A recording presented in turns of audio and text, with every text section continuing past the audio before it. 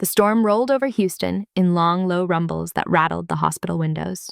Rain smeared the city in streaks of neon and brake lights, turning every puddle in the parking lot into a restless mirror. The ambulance lights hit first, spinning red and white across the glass doors of St. Gabriel Medical Center. Then the siren cut out, and the only sound for a beat was rain hammering the awning. The automatic doors parted. 2 paramedics pushed a gurney in hard enough that one wheel squealed. The man on it was big muscles gone slack under a shredded black tactical shirt chest, shining dark where blood had soaked through. There was a trident patch still clinging to his shoulder, torn at one corner, as if something had tried to rip it off. Male mid-30s GSW right shoulder with blast involvement vitals tanking. The lead medic called, already breathing hard. Name he gave us is Reddick, Captain United States Navy. The triage nurse hit the code button. A harsh tone stabbed through the emergency department, and the hallway shifted like a muscle tightening. Voices sharpened. Feet moved faster. Someone shoved a curtain aside hard enough that the rings slapped against the metal rail. Grace Holloway was halfway through restocking the supply cart when the alarm sounded. She flinched at the tone, then caught herself and let her shoulders relax. Triage codes were normal on night shift. So were people leaking blood on the floor. She grabbed the last pack of gauze, dropped it into the bin, and nudged the cart back into its bay. Holloway, one of the older nurses, called as she passed. Stick to the easy stuff. If you see anyone with more than a sprained ankle, send them to me. He grinned like it was a joke. Everyone laughed like it was one. Grace gave a quick automatic smile. It slid on and off her face with practiced ease. Her badge swung a little when she turned toward the trauma bays. Grace Holloway, RN, in clean black print with a small red sticker underneath. New staff. The plastic edge tapped softly against her scrub top with each step. She pushed through the line of gurneys waiting in the hall and peeked into Trauma 2 just as the paramedics rolled the new arrival in. The smell hit before the sight did. Copper thick in the air, bleach underneath. Wet wool from rain-soaked uniforms. It bent together into a scent she knew far too well, though she kept her face smooth as she stepped just inside the curtain. What do we got? Someone asked. Captain Noah Reddick, say, the medic repeated. Entry high, exit low, possible shrapnel. Took some kind of blast, lost consciousness in transit. BP 80/50 and falling. We got fluids running, but he needs a miracle or a surgeon. I am the miracle, a voice answered from the far side. Dr. Victor Lang pushed through the crowd at the head of the bed, lab coat open, stethoscope, slung around his neck like a piece of jewelry. He was in his 40s, hair streaked with gray, in deliberate lines, the kind of man who moved like the room belonged to him. Get him on the monitors. I want a CBC type and cross full trauma panel. Respiratory, stay close. We might need to intubate. Hands moved. Clips snapped onto pale skin. The heart monitor came alive in bright green spikes, erratic but present. An O2 mask hissed as it settled over Noah's mouth. Someone cut the rest of his shirt cleanly away. Scars mapped his chest, pale lines over old burns, the kind of road map that did not come from bar fights. Grace found herself at the foot of the bed, fingers resting lightly on the metal rail. She watched the blood trickle down his flank and drip onto the sheet. Each drop hit with a tiny, dull sound she heard even through the noise. He was tan under the fluorescent lights, but the tan had gone gray. Sweat rolled down from his hairline into the close-cut beard along his jaw. There was a small tattoo high on his left chest, half hidden under the ECG lid. A simple black bird, wings folded, perched on a branch. Raven. The word skimmed across her mind without permission. Get out of the way, Holloway. The bark snapped her attention back. Dr. Lang was glaring at her over the gurney hands, already in blue gloves. His eyes flicked to her badge, to the red new staff sticker, then back to her face. This is not a first-week case. Go help with sutures or something. Yes, doctor, she said. Her voice came out steady. It always did. She shifted back a step, then another, but she did not leave the doorway. From here she could see without being seen. A blood pressure cuff squealed against Noah's arm. The monitor answered with a soft, insistent beep that sped up, then stuttered. BP 70/40, someone called. Push another bolus, Lang ordered. Has he been sedated? Small dose in the rig, but it barely touched him, the medic answered. I think he was fighting us in his sleep. Grace watched Noah's hand. It lay open on the sheet for a long moment, fingers relaxed. Then they twitched. The tendons in his wrist went sharp. He's stirring, one of the residents said. Good, Lang replied. I want a neurocheck. Reddick, can you hear me, Captain? Open your eyes. For a second, nothing changed. Then Noah's lids fluttered. His eyes opened in a narrow slit, unfocused, pupils huge. His gaze swept the room without landing on anything like he was tracking something only he could see. Sir, you are in a hospital, Lang said loud and clear. You are safe. Stay still and let us work. The words bounced off whatever wall Noah had put up in his head. His breathing hitched. The hand on the sheet curled, dragging the fabric into his palm. Muscles jumped along his neck. Grace felt the hair on her arms rise. BP dropping again, the resident said. 60 over 38. Then move faster, Lang snapped. Prep him for surgery. Get consent from whoever has authority if he is not lucid. I am not losing this case. The monitor beeped faster lines, turning jagged. Noah's eyes finally locked on something. Not a person, not a face. A corner of the ceiling where the light fixture hummed and flickered, where the bright rectangle glared down like a searchlight through dust.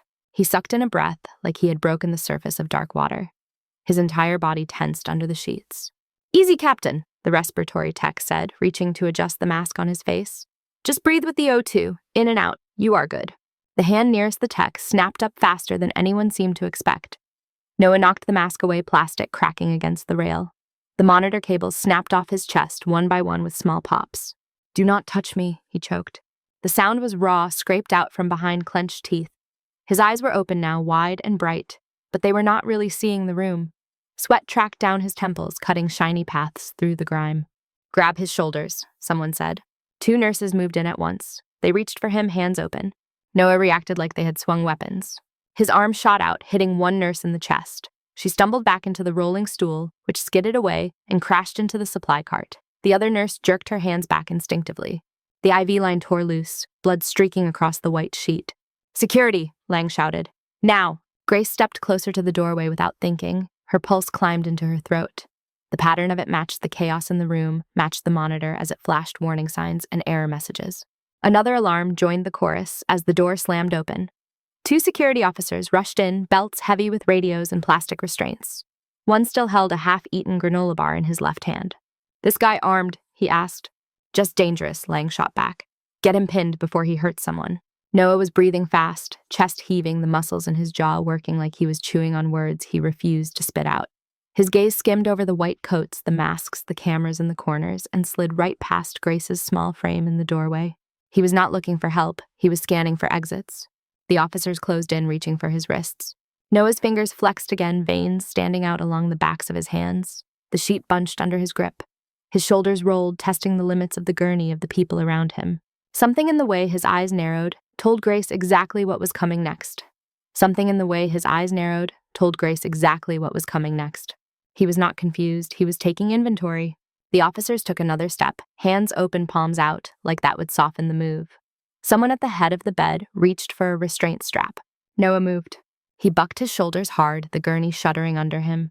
One of the officers grabbed his forearm and got thrown off balance. The other tried to catch his wrist and almost caught his elbow instead. The curtain hooks rattled as the whole bay shook. Stop resisting, the first officer barked. Noah snarled something through his teeth that did not sound like English. It had the clipped rhythm of a radio transmission, syllables crushed close together, code meant to be heard over static. His free hand swung out, knocking an instrument tray sideways. Metal clattered across the floor, scalpels and clamps spinning under shoes. Hold him, Lang shouted. Now! The resident at the foot of the bed reached for Noah's leg. He might as well have tried to grab a live wire. Noah jerked, knee slamming into the rail. The whole gurney slid an inch across the linoleum. The heart monitor lost contact and squealed. The blood pressure machine beeped an error. Oxygen tubing snaked off the side of the bed and dragged along the floor. Grace felt the sound of it in her teeth. She watched Noah's face. His eyes had gone flat and far away. Not empty exactly, focused on something past the ceiling, past the building, past the city. He was not seeing fluorescent light and white tile. She recognized that look. It belonged to people who had the wrong sky in their head. Get a sedative in him, Lang snapped. I cannot get close, the nurse with the syringe called, breathless. The security officer who still held the granola bar dropped it into his pocket and lunged for Noah's shoulder. Noah twisted, broke the grip, and for a split second his hand came up toward the officer's face. Grace moved before she could think about the wisdom of it. She stepped fully into the bay, sliding past a rolling stool and the wrecked instrument tray. Someone shouted her name, but the sound skimmed over her like water. She stopped at the head of the bed, just inside the circle of chaos. Grace, get back, Lang said sharply. You are not cleared for this. She did not answer him. Noah's arm drew back again, muscles bunched along his biceps, knuckles white. His eyes snapped toward the brightest light above the bed as if it was a flare. His breath came in harsh, shallow pulls. For half a second, she saw something else there. Powdery dust. A pale stone ceiling blackened at one corner. Air so hot it burned when you dragged it into your lungs. A helicopter somewhere, you could not see it yet, only hear the rotors pounding at the sky. Her own breath shortened, her fingers curled in. She took one step closer and set her hand flat on the rail by his head. Close enough to feel the heat coming off his skin, far enough that she could pull back if he swung. "Captain Reddick," she said low. "Noah." He did not turn. His gaze darted past her, whipped toward the curtain, then toward the officers. "Do not touch me," he snarled again. The second officer reached for his wrist. Grace did not raise her voice. She aimed it instead, the way she used to aim a light in a blackout forgettable corridor. "Noah." This time she dropped the title. His eyes flicked toward her for a heartbeat. Not focus-only motion. Enough. She bent closer so that the only place for her words to land was his ear. "Raven 3, she murmured. Echo fall. 6 syllables, smooth and quiet. They fell into the air like a pattern she had not spoken in years. They tasted of sand and metal in her mouth. They did not belong in a clean white room, but here they were sliding out of her anyway. Everything in the bay seemed to hesitate. Noah froze. The next breath stopped halfway in his chest. His fingers loosened grip, slackening on the sheet. His eyes, still wide, snapped away from the light and locked onto her face instead. The officers hung there, hunched in mid-reach. Lang's mouth stayed open around the start of another order. The only thing moving was the heartbeat line on the monitor, trying to make sense of the new contact on his chest. Noah blinked once, a slow, dragging shudder. "Say it again," he rasped. Grace swallowed. Her tongue felt dry and thick. She had to line the words up in her head before she could push them out a second time. "Raven 3, she repeated, tone steady now. "Echo fall." His throat worked. The cords in his neck eased. He stared at her like he was trying to reconcile 2 overlapping images. Up close like this, she could see the small white scar at his hairline, half hidden in his short, dark buzz cut. It was the shape of a crescent, like something had grazed him and kept going. A memory nicked and left behind. "You are not here," she said quietly. "You are not under fire. You are at St. Gabriel, Houston, Texas. Look at me." His gaze sharpened a fraction, some of the haze receding. His chest shook on the exhale. "Doc Holloway," he whispered. It was barely sound, a breath more than a word. Grace felt it all the same. 2 small syllables meeting the 6 she had just used and sliding into place, clicking a lock she had welded shut years ago. No one in this room had ever called her that. "Not here." The nearest resident blinked. Did he just say doctor? Lang shot him a look sharp enough to cut, and then turned it on Grace instead. "What did you just say to him?" he demanded. "What code was that?" Grace did not look away from Noah to answer. "Grab a new line," she said calmly. "And another set of leads. Connect him again gently this time. He is not going to swing at you if you stop treating him like a threat." The officer closest to Noah hesitated. "You sure about that, ma'am?" Noah's hand lay open on the sheet now, fingers still. The tendons had gone from wire-tight to merely taut. His shoulders sagged back into the mattress, the brief burst of feral energy drained. He was still breathing fast, but the breaths were less like gasps and more like steady pulls. He was watching Grace as if the rest of the room had gone soft focus. "I am sure," she said. She did not raise her voice with the reply. The certainty in it did the work instead. Slowly, the officer let go of Noah's forearm. The other eased his grip on the opposite wrist. No new punches flew. No new kicks landed. The room began to move again. A nurse stepped forward with fresh ECG leads. Her hands shook a little at first. Grace shifted her position a few inches, placing herself where Noah had to look through her to see the nurse. "Eyes on me," she told him. He obeyed. The nurse stuck the leads back on. The monitor beeped, searching, then caught the rhythm again. "Not pretty, not regular, but there." An oxygen mask hovered near the bed. "No mask yet," Grace said. "Nasal cannula first. Give him air without covering his face." Lang stared at her. "This is my trauma bay, Nurse Holloway," he snapped.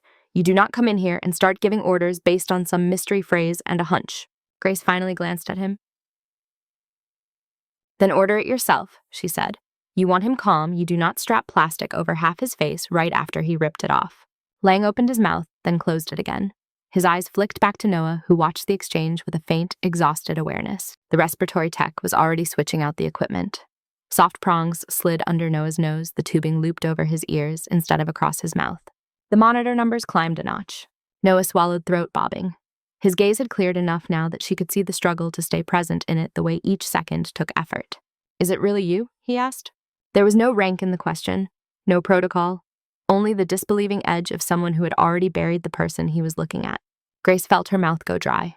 For a second she wanted to look over her shoulder and check if there was someone else behind her, with the same last name, the same history, the same ghost. She did not. "It is me," she said. Her voice did not shake. That surprised her more than anything Noah had done so far. Silence pressed in, at the edges of the bay. Even the usual background noise of the ER seemed to dim. Conversations in other rooms dropped in volume, as if the rest of the department were leaning without meaning to. Someone near the curtain whispered, he knows her. Another voice replied even softer, thought she was new. Noah closed his eyes for one long breath, then opened them again. When he spoke next, the words came out rough from strain. You pulled us off that roof, he said. Valley east of the river, night glass. They said you never made it to the convoy. Grace's fingers tightened on the rail. She felt the metal bite into her palm, grounding. Heat flared briefly under her ribs and then cooled into a solid weight. We are not talking about that, she told him. The line of his mouth twitched. He accepted the deflection the way soldiers accepted bad weather. Not happily, not fully, but with the understanding that arguing would not move it. He let his head sink back into the pillow, eyes still on her. Around the bed, the staff returned to their tasks. Someone called out a new blood pressure reading. Another nurse labeled blood vials. The rhythm of the ER reasserted itself, but a step slower, as if everyone were moving carefully around a presence they did not yet understand. Lang stood at the foot of the bed, arms crossed, expression tight. Well, Doc Holloway, he said at last, the title edged with disbelief. Since your magic words seem to have bought us a cooperative patient, perhaps you would like to explain how you know classified-sounding call signs in my emergency department. Grace kept her eyes on Noah a moment longer. He watched her back, a faint spark of something almost like humor at the corner of his gaze, buried under pain and fatigue. She let go of the rail and straightened. I know how to read a wound, she said. Start with that, Dr. Lang. Then we can talk about the rest. For a beat, no one moved. The fluorescent lights hummed overhead. The monitor clicked and chirped, catching its own breath. Somewhere down the hall, a gurney squeaked, distant and thin. Grace brought her attention back to the present, to the patch of skin and blood that actually mattered. Let me see the wound, she said again, more precise this time. Lang hesitated, then jerked his chin at the nurse nearest the head of the bed. Peel it back. The nurse swallowed and reached for the soaked dressing. Her gloves were already streaked red. She lifted one corner, slowly, careful not to pull any more than she had to. Blood oozed up dark and lazy now instead of spraying. The gauze pulled free with a soft tearing sound. The smell changed, warmer, heavier. Grace stepped closer into the space the nurse had opened. Her world narrowed to a section of shoulder and flank, a path cut through flesh. The entry wound sat high near the front of Noah's right shoulder, ragged around the edges, the skin burned in a speckled, uneven radius. Not a neat circle. Staining spread farther than it should have for a single straight track. The exit wound was lower toward his back, not as large as she would expect if a high-velocity round had simply gone in and out on a clean line. There was a shallow fan of abrasions around it, as if something else had hit at an angle. She could feel Lang's eyes on her cheek, waiting for her to say something wrong. Clean that, she said softly to the nurse, gently. The nurse dabbed at the edges with saline gauze. More of the pattern emerged as the thickest blood lifted away. Grace leaned in. Small, dark specks dotted the surrounding tissue. Different sizes, different depths. Some barely breaking the surface, others buried deeper. She did not have a CT scan yet, but she did not need one to recognize shrapnel when she saw it. Her fingers itched for forceps and a headlamp. Old muscle memory sat up inside her like a patient waking. She listened to it. That is not just a simple gunshot, she said.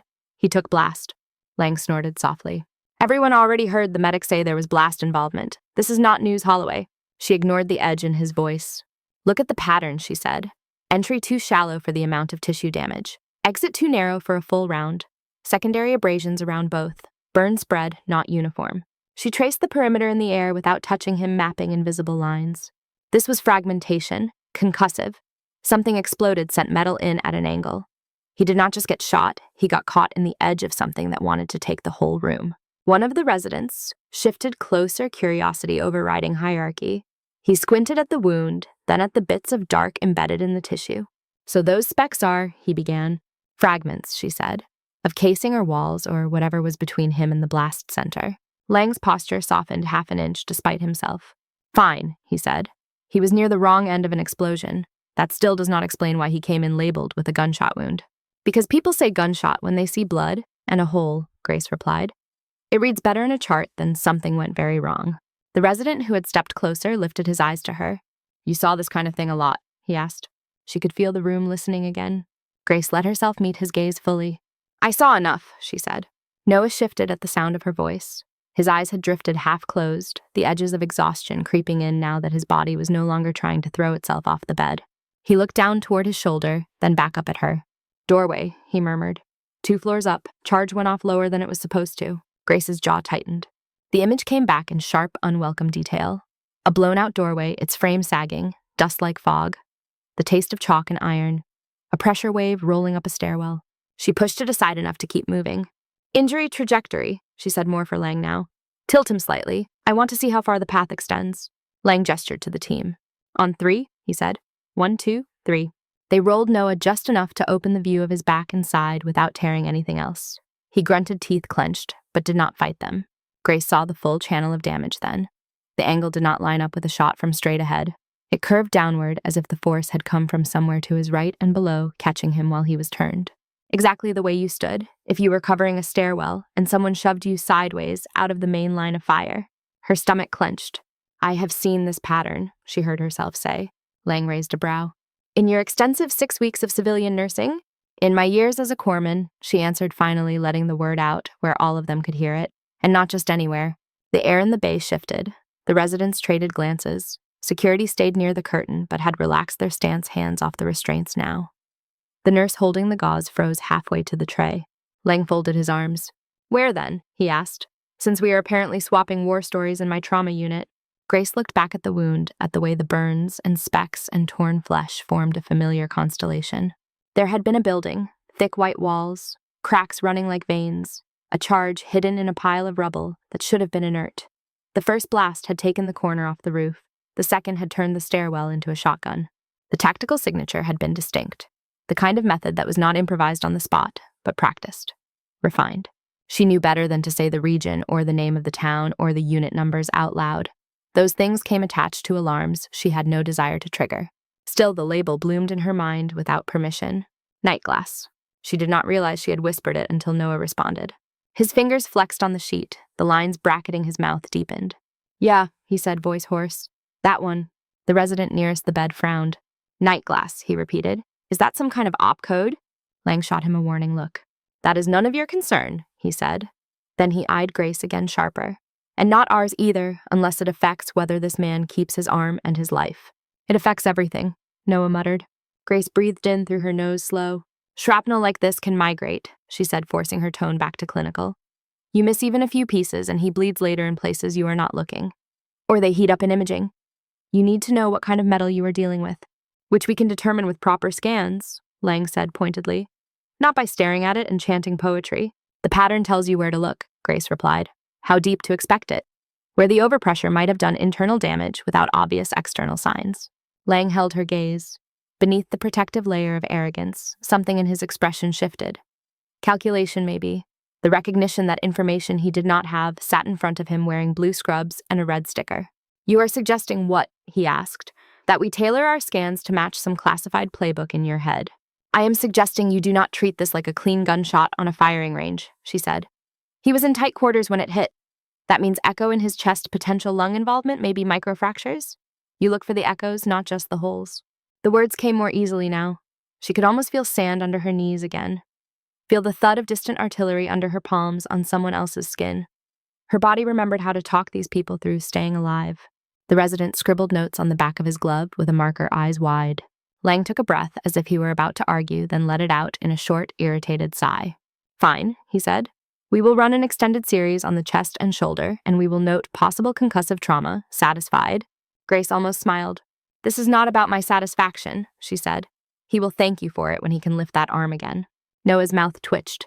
You assuming I am keeping the arm? He murmured. Grace looked at him, at the strain etched around his eyes, at the way his fingers hovered on the edge of reaching for her rail and stopping. I am planning for it, she said. You can handle the rest. That earned her a faint, tired huff that might have once been a laugh. Lang cleared his throat. Get him to imaging as soon as he is stable enough to move, he told the team. Prep or two just in case, and someone find out if he has any family on record. The staff dispersed with new purpose. The nurse with the gauze wrapped the wound temporarily. The resident with the marker went to input orders. The security officers, no longer needed at the bedside, slipped out between curtain folds. For a moment, the bay felt oddly spacious.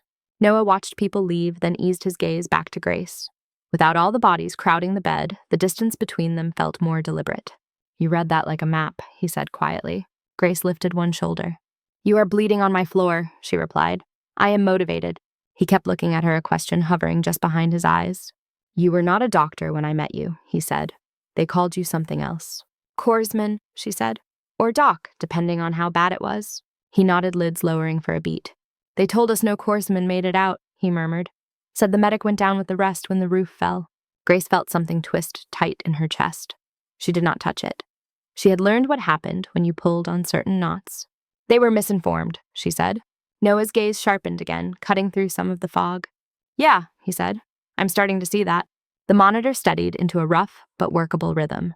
The air in the bay felt less charged now, less like the inside of a storm. From somewhere near the nurse's station, someone called her name. Holloway, we need you to sign off on the meds you pulled. She did not move right away. Go, Noah said. You are making the boss mad. He tilted his chin in the direction Lang had gone, a ghost of humor in the gesture. Grace let the corner of her mouth lift. He will live, she said. Noah looked at her wound assessment, at the temporary bandage, at the tubes and lines keeping him anchored.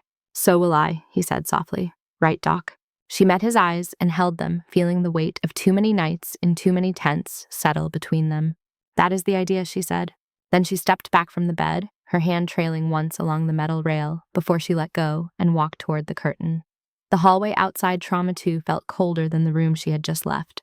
Voices spilled in from other bays, a kid crying behind a curtain, a man arguing about his wait time, the television in the waiting room talking to no one about the weather. All of it ran together into a wash of sound that did nothing to drown out the echo of her own words. Raven 3, Echo Fall. Grace walked to the meds cabinet on autopilot. The scanner chirped when she swiped her badge. The screen blinked to life. She entered her code, selected the drugs she had already pulled, and signed off on them. Her fingers hit the buttons cleanly without any of the shake she could feel crawling up her arms. Holloway. She looked up. Marta, the senior nurse, who had joked about ankle sprains earlier, stood a few feet away with a clipboard tucked to her chest. Her eyes were sharper now, less amused. You need a minute, Marta asked. You went quiet after they rolled him in. Grace shifted her weight. I am fine, she said. Marta glanced past her toward the curtain of Trauma 2. The hum of the monitor slipped through in thin mechanical beeps. He said your name, Marta said, like he knew you from somewhere. Grace kept her expression neutral. I was standing next to him, she replied. Not hard to catch a name in here. Marta studied her for another second, then snorted softly. Well, whatever you whispered worked, she said. I have not seen security back off a combative patient that fast in 10 years. She tapped the clipboard lightly with her pen. Lang is burning holes in your chart with his stare, but he has not filed a complaint. That has to mean something. Grace managed a small curve of her mouth. I will try not to ruin his stats, she said. Marta gave a short laugh. Good luck with that, she said, then moved off to answer a call light. Grace closed the cabinet. The soft click of the latch sounded louder than it should. She stood there a moment longer, hand still on the handle. Her reflection looked back at her from the metal surface, pale from the fluorescent lights, hair pulled tight, eyes a shade too bright. Doc Holloway. The words did not belong in this hallway. She pushed herself away and turned back toward Trauma 2. The curtain had been pulled, mostly closed again, leaving only a thin gap. She could see a sliver of Noah through it. The edge of the gurney, the slope of his knee under the sheet, the flex of his fingers when a nurse tightened a line. Lang was not at the foot of the bed anymore. Only one resident remained inside, checking numbers on the monitor and charting on a tablet. It was the younger one, the one who had written on his glove. Grace stepped in. The resident looked up startled, then relaxed when he saw her. Vitals are holding, he said quietly. Pressure is still low, but it is not free fall anymore. They are getting imaging ready. Grace nodded and moved to the far side of the bed, opposite the resident. The nurse adjusting the IV line shifted aside to make room for her. Noah's eyes were open again, heavy, but aware. The skin around them looked smudged, as if someone had pressed bruises there with their thumbs. How is the floor? He murmured. Still in one piece. She understood the translation. It was the kind of question you asked when you were used to rooms coming apart. For now, she said. You made an impression. He huffed a small dry sound. That seems to happen a lot, he said. The resident pretended to focus on the tablet, but his ears were clearly tilted in their direction. Noah stared at the ceiling for a long breath, then shifted his gaze back to her. They said you did not make it, he said.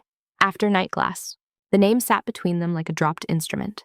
Sharp, bright, out of place. Grace felt the pull of it the way it tugged at images she kept locked down in the back of her mind. White stone walls lit orange by fire. A ladder against a crumbling edge. Voices shouting over each other on 3 different radios. A man with a ruined leg refusing morphine because he wanted his last words clear. She gripped the rail again, thumb, rubbing along the cool surface. They said a lot of things, she replied. Yeah, Noah said. Like that all medics were KIA when the roof went. That no one walked out of that building with a red cross on their sleeve. His eyes flicked down to her scrub top. No cross, no rank. Only the hospital logo and her name. You were not supposed to exist anymore, he said. Grace let out a breath she had not realized she was holding. That makes 2 of us, she said. The resident finally looked up from the chart. KIA, he repeated, cautious. Killed in action. Noah did not look at him. That is what they told us, he said. We put her name on a wall for 3 years. Grace's stomach clenched. She had imagined something like that. Her name carved somewhere, chalked somewhere, spoken over a toast she was not there to drink. It had seemed safer not to know for sure. Who is we? She asked, keeping her tone even. Noah blinked slow. Raven team, he said. What was left of it? Few of us kept meeting up after they scattered us. Kept a bottle, kept a list. He swallowed. Your name was near the top, he said. The resident's eyes bounced between them as if he had stumbled into a conversation in a language he almost understood. You really were a medic, he said to Grace. She did not answer him. She looked at Noah instead. Who else made it? She asked. The question came out before she could stop it. It surprised both of them. She saw it in the way his brow creased. You really want the roll call? He asked. Her throat tightened. Start with the roof, she said. Pain flickered across his face that had nothing to do with the wound in his shoulder. Roof team, he said slowly. Yumi, Carter, Mills, Reyes, and Russ. He stopped on the last name. Grace felt the air thicken. Carter, Mills, Reyes. Faces rose up behind her eyes. Carter's crooked grin, Mills' steady hands on a radio, Reyes humming under his breath when he thought no one could hear. Reyes, she repeated softly. He made it to the convoy, Noah said. Leg never healed right, but he is out. Owns a garage somewhere with terrible coffee. He paused. Carter did not, he said. The edges of the room blurred for a moment. Flash. The beam overhead cracking. Carter shoving her toward the stairwell with a force that sent her to her knees. Dust raining down like ash. A flash that did not sound like the others. Hot wind hitting her side as she twisted around and saw nothing where he had been. Her lungs forgot how to work for a heartbeat. And Russ? She asked, even though she already knew. Noah's jaw flexed. You know, he said. She did. Russ in the doorway. Russ with his hand on her vest, pushing her through the last intact wall. Russ turning back toward the hall with his weapon up as she dragged someone down the stairs. She heard his voice again so clearly, it might have been the present. That is an order, Holloway. Move. She had moved. The building had folded in on itself behind her in a roar. She blinked hard. The ER snapped back into focus. The smell of antiseptic replaced the stink of dust. The monitor beeped instead of distant rotor blades. The resident had gone very quiet. We are not talking about that here, she said. The line of Noah's mouth tightened. Where then? He asked. Because I have been carrying the version where you did not walk out. Turns out that was the wrong one. His voice stayed soft, but there was a weight in it now. Not accusation. Something closer to insistence. Grace looked around the bay, at the nurse pretending to organize syringes, at the resident pretending to read lab results, at the curtain that did nothing to keep sound from leaking. This is not the place, she said. Noah huffed another humorless sound. Feels familiar to me, he said. Bright lights, too many people, not enough doors. She could not argue with that. Dum. A voice from the hall cut through the tension. Imaging is ready for trauma 2. The resident jumped, then nodded quickly. Right, he said. We should move him. He looked at Grace as if asking permission he had no reason to need. She stepped back from the bed. Go ahead, she said. Just keep that arm as still as you can. Noah watched her as they unlocked the wheels and started to roll him out. The movement jostled his shoulder, and a line of pain creased his forehead, but he did not look away. You disappeared, he said quietly. She stood just inside the curtain, hands at her sides. So did you, she replied. His eyes held hers one last second.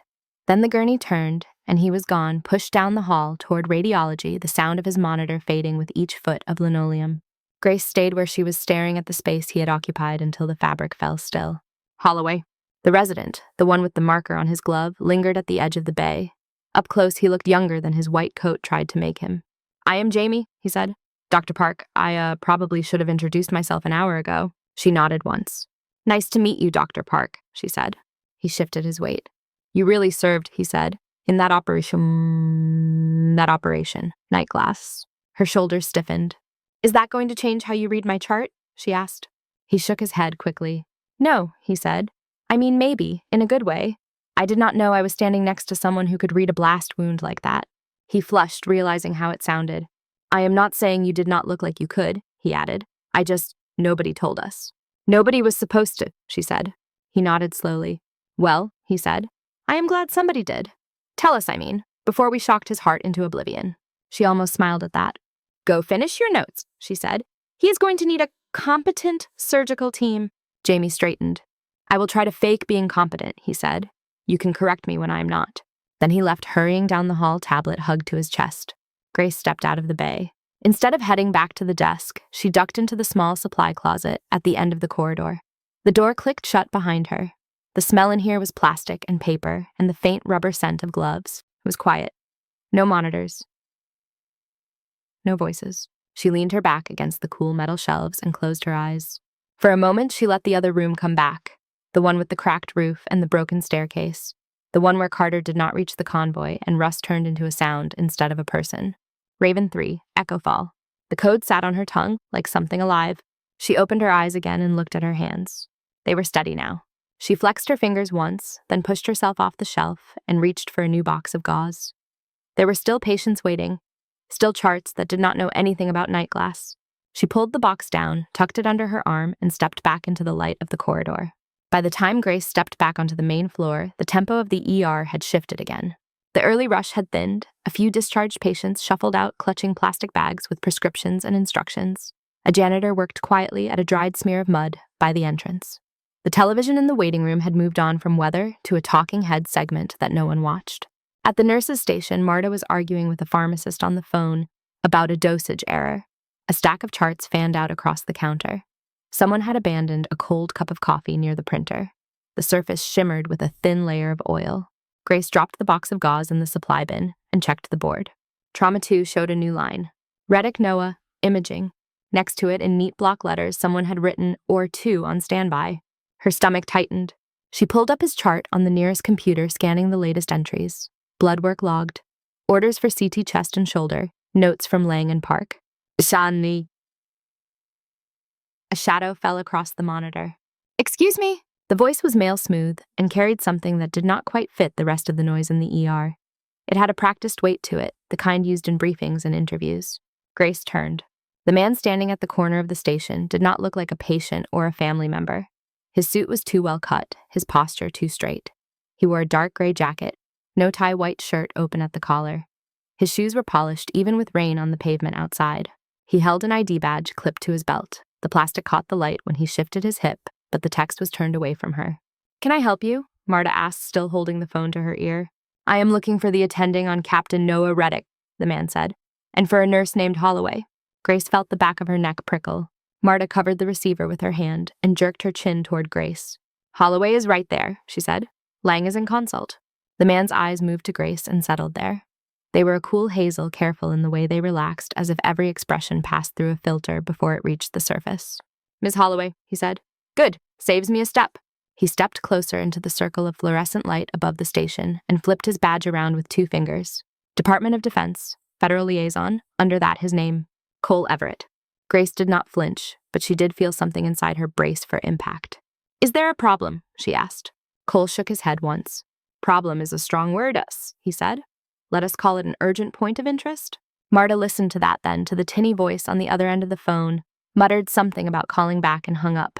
I did not know DOD sent suits for regular trauma cases, she said. We do not, Cole replied. Captain Reddick is not a regular trauma case. His attention stayed on Grace as he spoke. You were in the room with him when he came in, he said. You calmed him when security could not. Grace kept her arms loose at her sides. I was doing my job, she said. Plenty of people in scrubs in this building, Cole said. Only one of them said 6 very specific syllables. Marta looked between them. I can go check on the front desk, she announced, backing away. Make sure nobody stole the magazines. She left not so quickly that it looked like fleeing, but fast enough to leave the 2 of them in a small bubble of space. Cole watched her go, then refocused on Grace. Walk with me, he said. It came out as a suggestion, but there was an undertone beneath it that made it sound like an instruction, the kind built into bone. Grace glanced once at the board, then at the hallway that led toward imaging. She weighed her options and found they all ended in the same place. Fine, she said. He started down the corridor at an easy pace, not strolling, not rushing, the kind of walk that assumed people would move out of his way, and they did even if they did not realize why. Grace fell in step beside him. Up close, she noted the small details, the faint wear at the edges of his collar, the line of a watch under his cuff, the way his eyes flicked automatically to doorways and intersections as they passed. He was not just a suit. You know his rank, she said. You know mine. Cole glanced at her. Hospital corpsman 2nd class if the records I saw are not lying, he said. HM2, or doc apparently. The word brushed over her skin like a cold hand. Those records were sealed, she said. They were, he agreed. That seal loosened the minute you used an active call sign from a black file in a civilian emergency room. They reached a quieter stretch of hallway near an unused consult room. Cole stopped by the wall and turned to face her fully. You were not supposed to use it, he said. Raven 3, Echo Fall. The code sounded different in his mouth. Flatter, stripped of memory. I was not supposed to need it, she replied. Something flickered across his expression at that. Not sympathy, recognition. What did you see when you walked into that bay? He asked. Because from where I read it all, anyone expected to see was a dangerous veteran and a lot of paperwork. Grace pictured Noah again, eyes glassed over, muscles coiled, hands snapping toward the oxygen mask. I saw a man who did not know which room he was in, she said. And I saw where the blast hit his shoulder.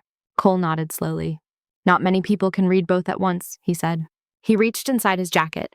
Grace tensed just a fraction. It was reflex, not logic. His hands were empty when they came back out, holding a plain, thick envelope. No markings on the front, no return address, only a name typed in clean black letters. HM2 Holloway, Grace Hospital, Corseman, 2nd class. The air around her seemed to go a shade thinner. She looked at the envelope, then at him. This is a hospital, she said. You could have sent an email. Some things do better on paper, he said. There are still a few doors that only open with an actual signature. He held it out. She did not take it right away. Why now? She asked. You had my records the whole time. We had a file on someone who did not want to be found, Cole said. A medic flagged as presumed KIA in an operation that went sideways in every direction. Command made a call to lock it. You helped that call stick by disappearing. His gaze held hers. Tonight, Captain Reddick comes in bleeding from a pattern that matches a cached tactical report from the same region, he continued. Then he wakes up trying to rip the room apart and stops cold when you call him by a name that was never supposed to leave that valley. He tilted the envelope slightly. That makes your file relevant and, he said. Grace stared at her name on the paper. I am not in the Navy anymore, she said. I am aware, Cole said. The envelope might does not change that. It updates the context. Something about the way he said context made her teeth clench. She reached out and took the envelope. The paper was heavier than it looked, cool against her fingers. Cole moved his hand back to his side. You should read it, he said. She slid a thumb under the sealed flap. The glue gave with a muted tear. Inside there was no multi-page memo or printed briefing, just a single sheet folded twice. She unfolded it carefully. 3 lines. The first held a heading. Operation Nightglass Status Review. Her eyes dropped to the list below. 1. Reddick Noah, A. Status, Alive. 2. Holloway, Grace, M. Status, Reactivated. The rest of the page was blank. No explanation, no instructions, no signature. Her pulse thudded against her ribs. Reactivated, she said. The word tasted dry, familiar, and foreign at once. In case the font is unclear, Cole said. Grace looked up. I did not agree to that, she said. Cole's expression did not change. You agreed to keep breathing, he said. That put you back on the board the second Nightglass shifted from theoretical history to active concern. You buried that file, she said. We sealed it, he corrected. Different choice of verb. Her fingers tightened on the paper. What does reactivated mean? She asked. On paper, he said, it means your clearance status is under internal review and that your name just moved from the far right column of a very old list into one we actually look at. And off paper, she pressed.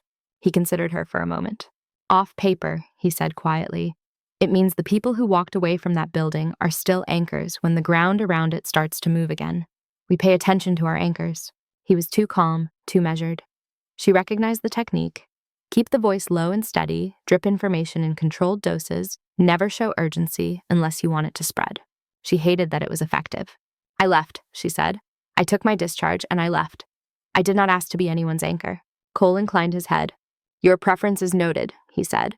So is the fact that when the situation pushed, you did not hesitate to reach for the tools you threw away. His heart was racing, she snapped. His brain was back there. It was a code he would respond to, that is all. It was a key, Cole said. You turned it, the door opened, and now we are here. Behind him down the hallway, a transport team pushed an empty gurney toward the main hub. A volunteer walked past, carrying a stack of folded blankets. The ordinary life of the hospital moved on a few feet away, untouched. Grace looked back at the sheet in her hands. Her name, the old operation, the new status, reactivated. She folded the paper twice along the original creases. Each line felt like a decision she had not been consulted on. Why put his name first? She asked. Cole's mouth twitched at the corner, almost a smile, but not quite. He is the one in the bed, he said. You are the one standing upright, different kind of urgency. He thinks I died, she said. And until tonight, as far as his side of the paperwork knew he was right, Cole replied. That is another context that just shifted. Grace slid the page back into the envelope and held it against her chest. Does he know, she asked, about this? About the status change, Cole said. Not yet. About you being here, she said. I spoke with him before he went to imaging, Cole said. Briefly. He is aware that the department is paying attention. Of course he had. Did you ask him permission to drag me into this? She asked. No, Cole said. I did not need his permission to follow a code phrase to its source. He watched her fingers dig into the envelope. I did ask him one question, Cole added. I asked if the person who used that phrase in the trauma bay tonight was the same one who kept them alive on another very ugly night. He paused. He said yes, Cole finished, without hesitation. Grace let out a slow breath. The hallway seemed to tilt for a moment just slightly as if the building had shifted on its foundation. You came here to tell me my name moved on a list, she said. Is that all? For now, Cole said. This is an emergency department and you are on shift. I am not here to pull you into a van. The offhand way he said it made her almost laugh, almost. His gaze flicked past her shoulder back toward the trauma bays. I needed you to see that paper, he said. To understand that people above my pay grade are aware you exist and are adjusting their mental maps accordingly. Maps, she repeated. You know the kind, he said, with circles and lines and names written in margins. You have drawn some yourself. That took her back for a second. Tonight's bent over crude sketches in dirt and on walls marking choke points and blast radii and safe routes. She pushed the memory away. I work here, she said. I draw blood and hang fluids and tell people where the bathrooms are. You also talk a collapsing soldier out of a flashback with 6 words and diagnose blast pattern injuries before the scans even run, Cole said. You are more than one line item. He stepped back a pace, leaving her with a little more air. We will talk again, he said. Preferably when your patient is not about to visit an operating room.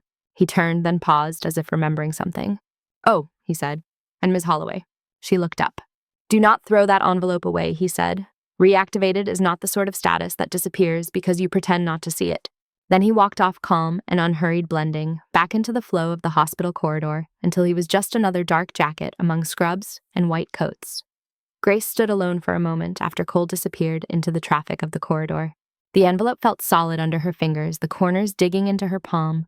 She slipped it inside her scrub pocket, flattening the fabric over it until the shape disappeared. The hospital noise washed back in. A call light chimed somewhere, wheels squeaked, a distant phone rang, stopped, rang again. Then the overhead speaker crackled. Code Blue CT Suite, Code Blue CT Suite. Every muscle in her body tightened. She started moving before she registered the name that followed. Patient Reddick Noah. Her heart kicked hard against the envelope in her pocket. She did not run, not exactly. Her steps were fast enough that the air tugged at her scrub top, slow enough to weave through the people who reacted to the page with their own elastic speed. A respiratory tech jogged ahead of her, dragging a tackle box of equipment. 2 residents cut across from the opposite hall. The CT suite glowed at the end of the corridor, bright and sterile. The sliding door was already open. The sound hit her first. The monitor sharp and frantic. Voices layered on top of each other, no rhythm. The mechanical whir of the scanner bed frozen halfway out. She stepped inside. Noah lay on the CT table sheet, twisted under him. The thin plastic of the nasal cannula had been replaced with a mask, again strapped tight over his nose and mouth. His chest heaved, fighting against it. His skin had shifted from gray to a patchy, alarming blue. The right side of his chest rose differently than the left, slower, as if something were sitting on it. Lang stood at the head of the bed, already in fresh gloves, his expression clipped and controlled. Pressure is crashing, one of the CT techs said. He started desatting halfway through the scan. We tried to pull him out, but he just dropped. Heart rate is 160 and irregular, a resident called out, eyes locked on the monitor. He is going into an arrhythmia. Get the crash cart in here, Lang snapped. Charge to 200. We are not losing him in a hallway scanner. A nurse shoved the red cart closer. The defibrillator on top was already waking up a thin, rising whine as it charged. Grace edged around a tech and came to the side of the table. Noah's eyes rolled under his lids, half open, half looking at nothing. His breaths were short and shallow, pulled through the mask in ragged gasps. Move back, Holloway, Lang barked. You do not have clearance for this one. She did not move. She looked at Noah's neck. The veins there stood out thick and roped, pulsing against his skin. She looked at his chest. The left side rose, fell. The right side barely moved, a tight, strained shift under the bruised skin.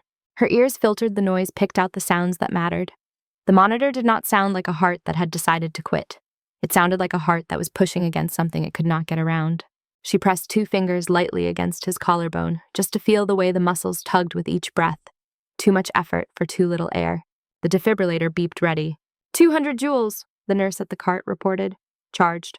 Lang grabbed the paddles. Clear, he said. You do that, Grace said, and you will fry a heart that is trying to work. Her words cut into the room, blunt and sharp at the same time. Lang paused with the paddles still in his hands. This is not the moment for poetry, he snapped. He is in a malignant rhythm.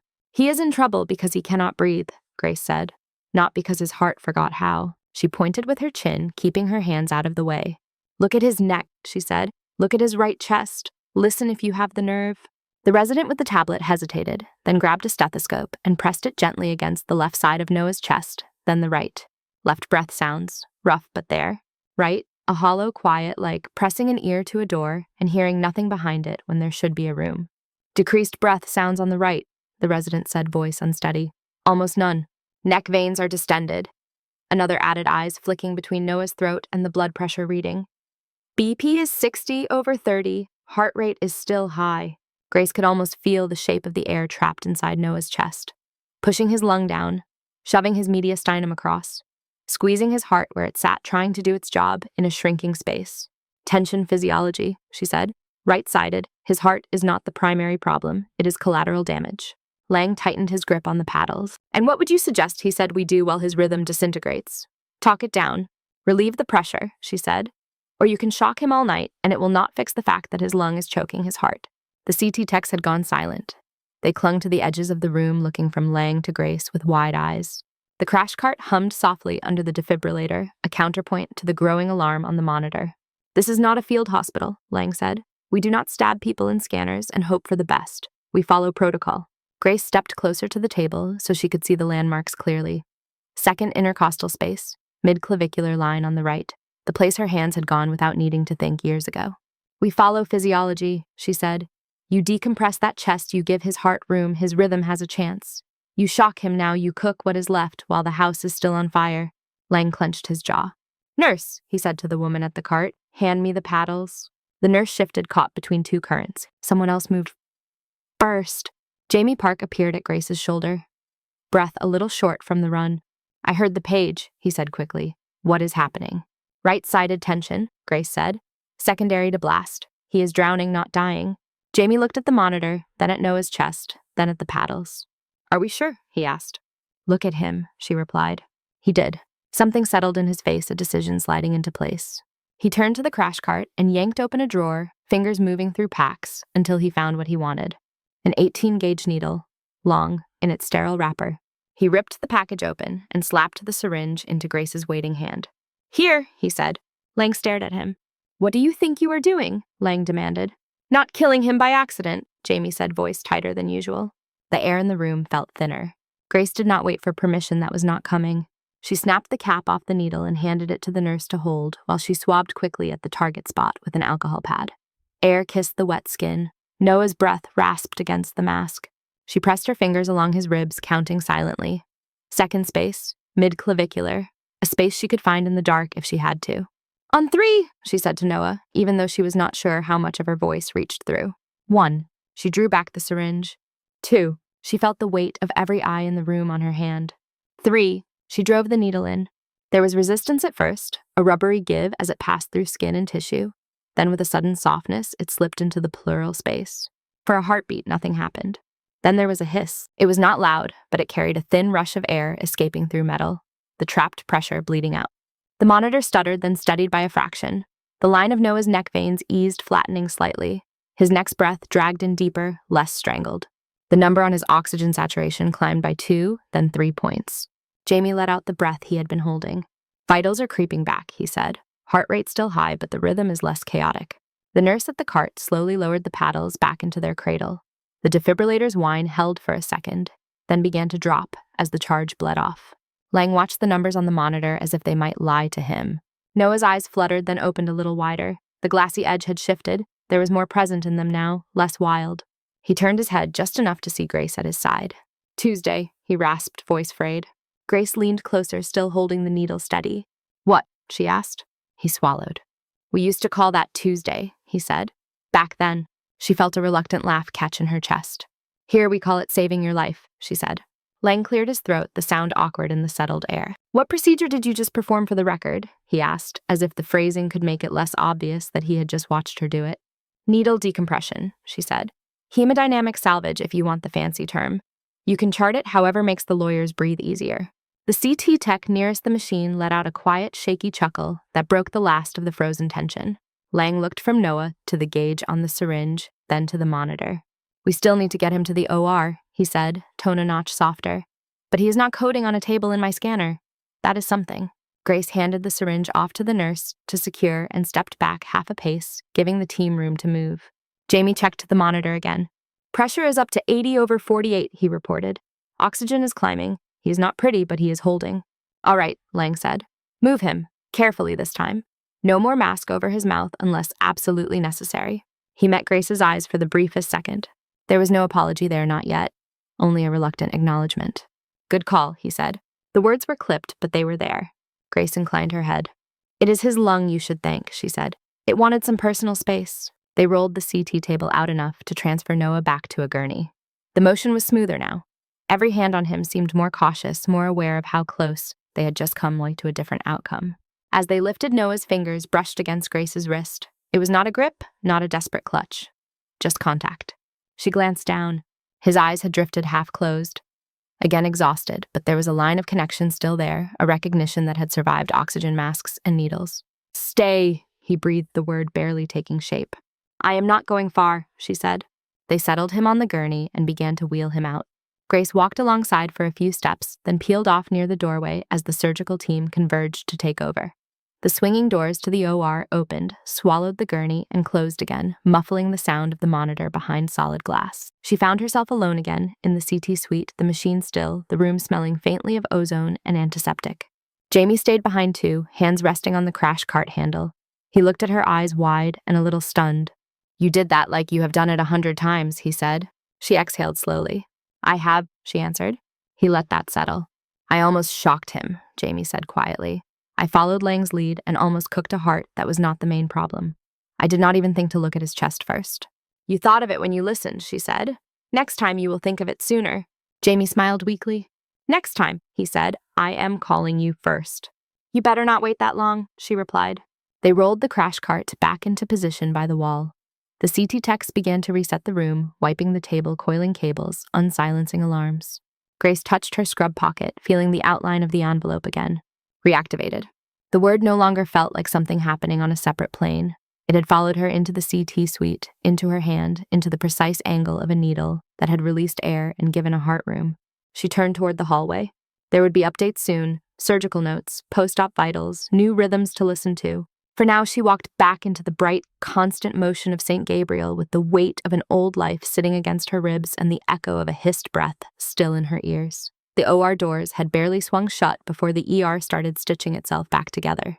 Grace took a few steps away from the CT suite and was immediately pulled into 3 different directions. A child with a split chin, an elderly woman who had fallen in the shower, a man insisting his chest pain was probably something he ate. The small, ordinary emergencies did their work. They filled her hands. They gave her tasks with clear beginnings and ends. Still, every time she passed the board, her eyes slid to the same line. Reddick Noah, or 2. The status next to it flickered from pre-op to in procedure. A long stretch of time settled under that label. Then eventually it changed again. Post-op, SICU. The shift clock rolled on. The hands on the big, round wall clock near the station crept from just past 9 into the heavy weight of after midnight. The storm outside drifted away from the windows. The rain let up. The darkness stayed. At one point, Marta pressed a paper cup of coffee into Grace's hand without a word. It had cooled by the time Grace remembered to drink it. The bitter taste still cut through the fog in her head when she did. Between patients, she found herself looking down the hall toward the bank of elevators that led to the intensive care unit. It felt like looking at a different country. Finally, when the board showed no immediate fires waiting for her name and the hallway noise settled into a manageable hum, she heard what she had been half listening for. Holloway. She turned. Jamie stood there, surgical cap in his hand hair, flattened in odd lines where the elastic had pressed. His scrubs bore a couple of faint, dried smears that had once been blood. His eyes were tired, but there was a visible light under the fatigue. He is out, Jamie said. Surgery went as well as it could. They stabilized the artery, pulled out what they could of the fragments. The arm is still attached. Some of the tightness in her chest loosened. "How is his heart?" she asked. "Holding a grudge," Jamie replied. "But better. Rhythm is ugly, not catastrophic. They are watching him upstairs." She nodded once. "Good," she said. Jamie shifted his cap from one hand to the other. "You can go see him, you know," he said. "You are listed in the notes as the reason he made it to the OR without coding. I do not think anyone will kick you out if you stand in a doorway for 5 minutes." Grace considered the elevators again. "I am on shift," she said. "So am I," Jamie said. "We just changed our view. There are enough bodies on the floor to cover you for a few minutes. Marta said to tell you that if you do not go, she will find an excuse to send you up anyway." The idea of Marta conspiring with the hospital's newest trauma surgeon made the corner of Grace's mouth lift. "She forgets who trained whom," she said. Jamie smiled. "I think she remembers," he said. "She just also remembers what happens when people try to muscle through things alone." He let that sit for a second. "Go," he added, "before Lang comes out of his post-op glow and finds more charts for you to sign." She gave in. The elevator ride up was short and smooth. The numbers above the doors blinked from 1 to 2 to 3. On the third floor, the lights felt different. Softer, less harsh, the air was cooler, the sounds were more measured. The surgical ICU stretched out in a long, quiet line. Large windows at one end showed the city scattered with lights. The nursing station here was smaller, with fewer people, the conversations low and clipped. Grace checked the room list and found his number. PsyQ 7. She walked there slowly, each step pressing the dull rubber of the floor against the soles of her shoes. The door to 7 was half open. A monitor glow spilled out into the hall, painting a faint green line on the opposite wall. She knocked once on the frame with her knuckles, a soft, polite sound. The nurse inside looked up from the chart. "You are Holloway," the nurse said. She wore dark blue scrubs hair, tied back, eyes alert, but not unkind. Her badge read, Lucy RN. Grace blinked. "Word moves fast," she said. "Lang was very clear," Lucy replied. "If a quiet one named Grace shows up, let her in." There was the faintest trace of amusement in her tone. 5 minutes, Lucy added. "He is sedated, but his body is still deciding how mad it is at us." Grace stepped into the room. The lighting here stayed low, focused mostly on the bed. Machines formed a loose ring around it, screens flickering with numbers and lines. The smell was antiseptic and plastic, and the faint iron hint that never quite left after major surgery. Noah looked smaller under the blankets. The bulk that had seemed so imposing in the ER was partially hidden now under layers of white and tubing. His shoulder was wrapped in a thick dressing-clean bandage where the bloody gauze had been. A clear line of sutures peeked out along his upper chest where they had gone in. A ventilator did not breathe for him, but the nasal cannula remained delivering oxygen. The rise and fall of his chest was slower, more even. The monitor showed a rhythm that still had some irregular bumps, but no wild spikes. His face, without the strain of pain contorting it, had softer lines. The small scar at his hairline stood out more starkly.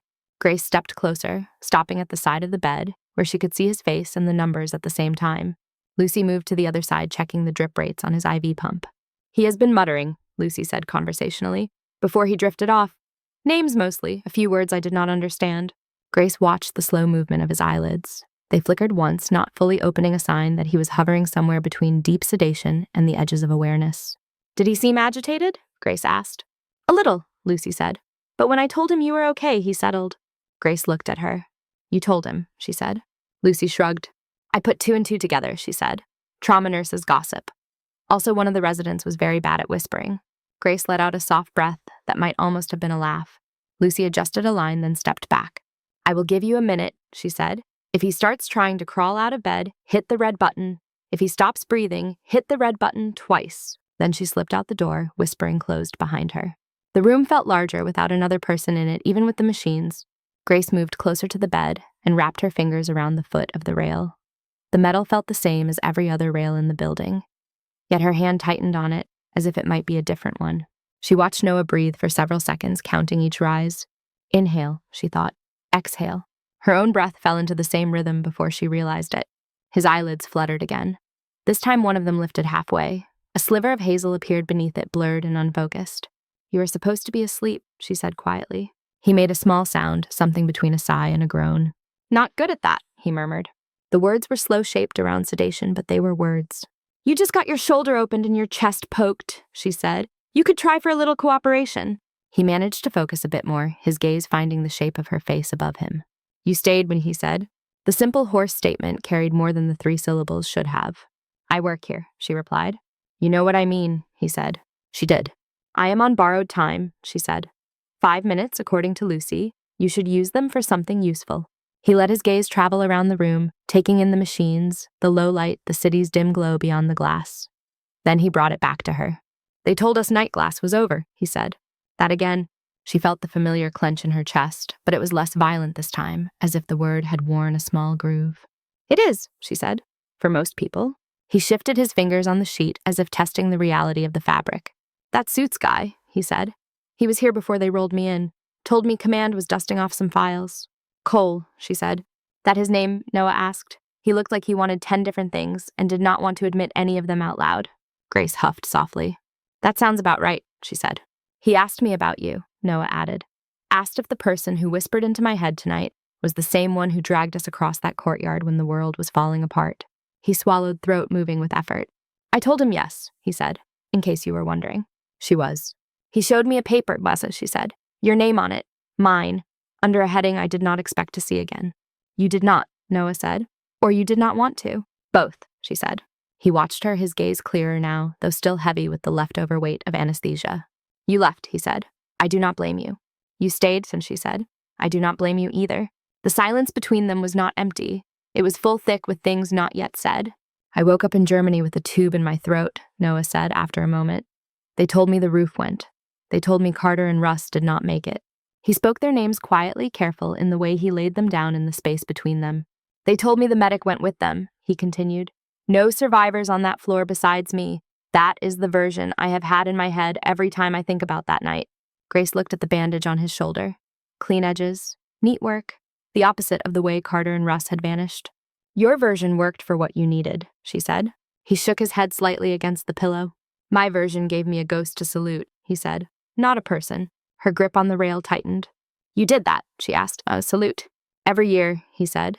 We would get together, a few of us, drink something too strong, raise glasses, say names. Yours was one of them.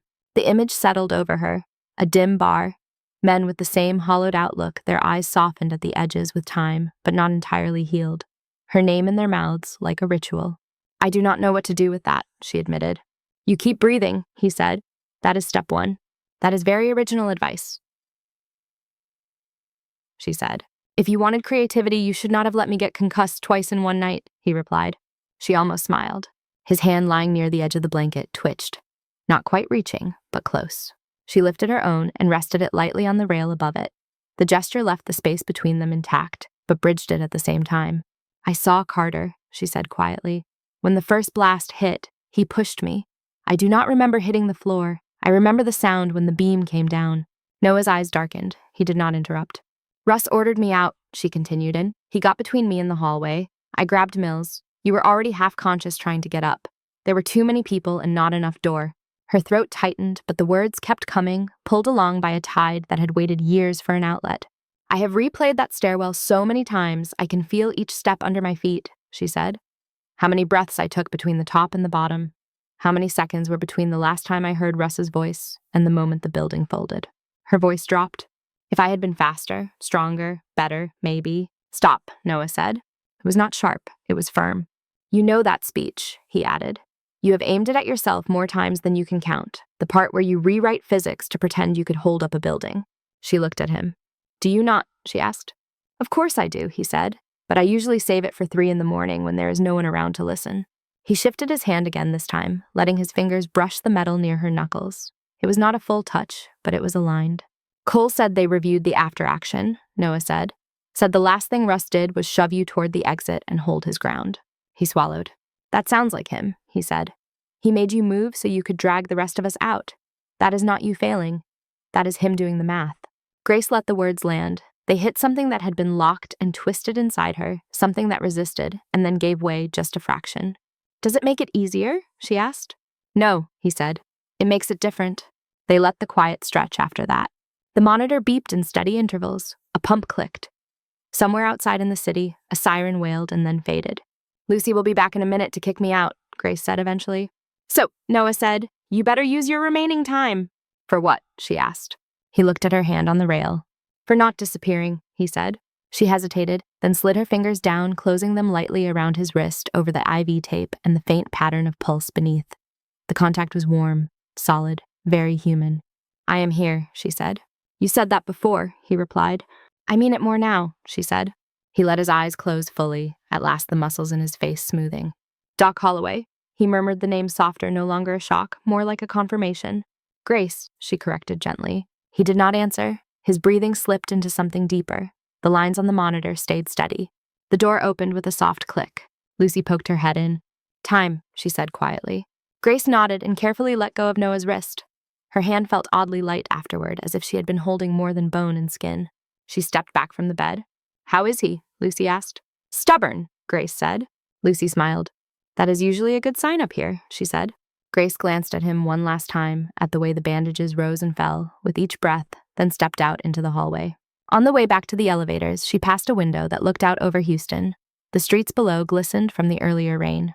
The storm had moved on, leaving the air clearer, the sky still dark, but less heavy.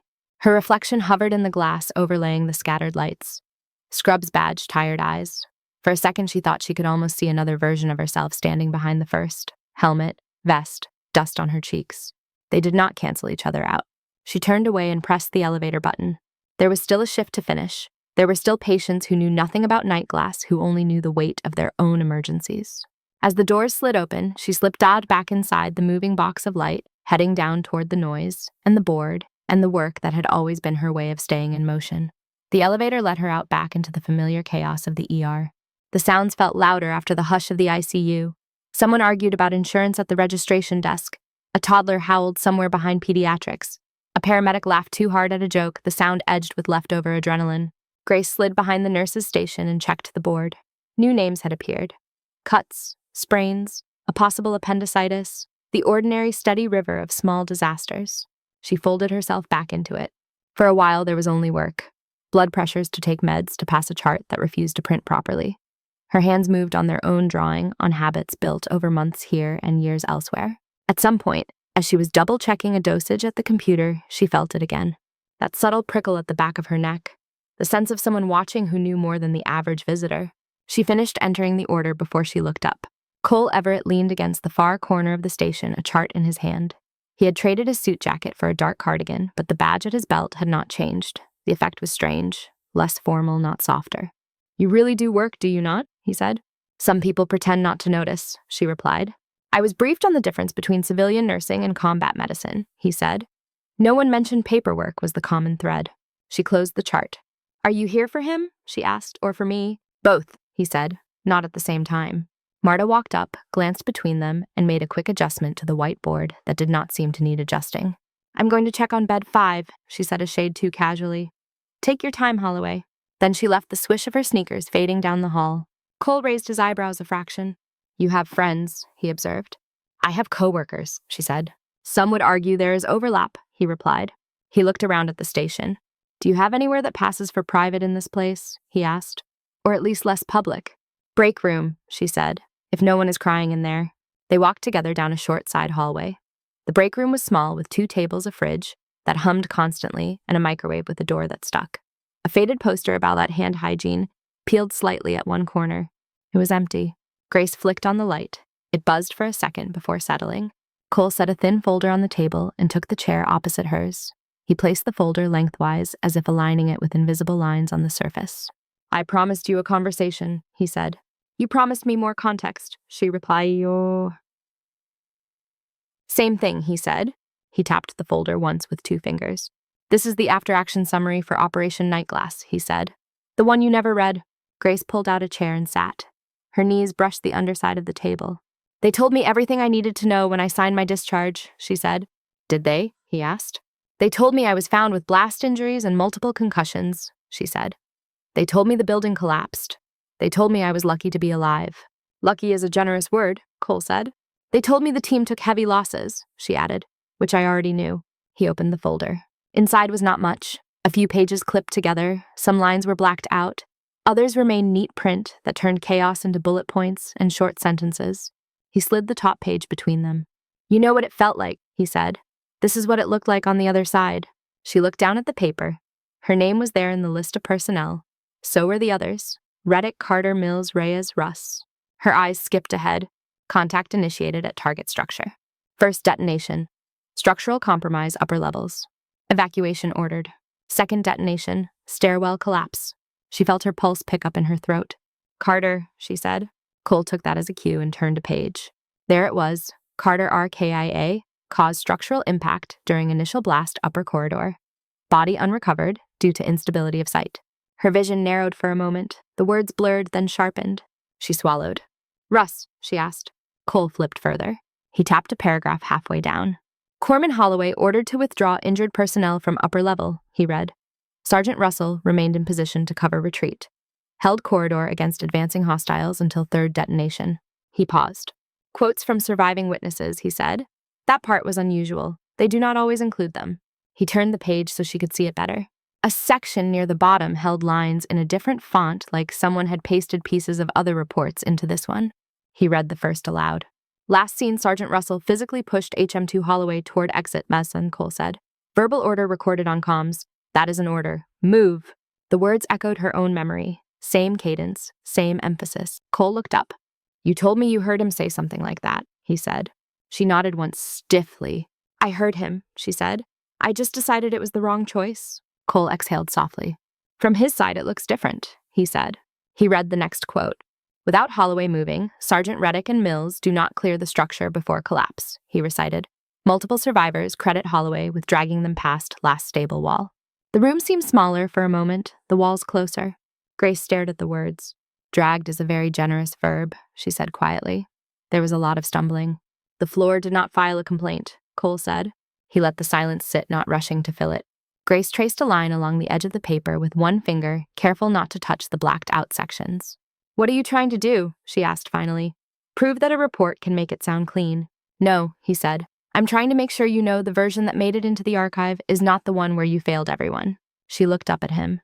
In their version, Mole, he continued, you followed a direct order under impossible conditions and got as many people out as physics allowed. You did not abandon anyone. You did not decide who lived. I left him, she said. No, Cole said. He chose to stay. He did not get to live with that choice, she said. That is true, he replied.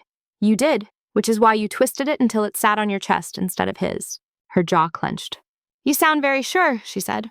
I read a lot of reports, he answered. I listened to how people talk about themselves in the years afterward. There are patterns. He folded his hands on the table, fingers lacing. One pattern is this, he said. The people who had no choices blame themselves the most. The ones who had plenty sometimes blame everyone else. Which one am I? She asked. You had one choice, he said. Stay and die in a hallway that was already coming down or move and try to keep a pulse in anyone you could reach. He inclined his head toward the paper. The record says you chose option 2, he said. She let out a breath that trembled slightly at the end. And you? She asked. What did you choose? In that op-ed, he said. I chose an office 3 buildings away in a country with central heating. His voice held no pride in that. No shame either, just fact. I was not there, he said. I saw it through feeds and transcripts, which is exactly why I keep the words from the people who were. He tapped the quote again. He ordered you out, Cole said. He did the math in his head that you keep doing in yours, and he put himself on the side of the equation he knew he was not walking away from. He leaned back slightly. You do not have to like that, he added.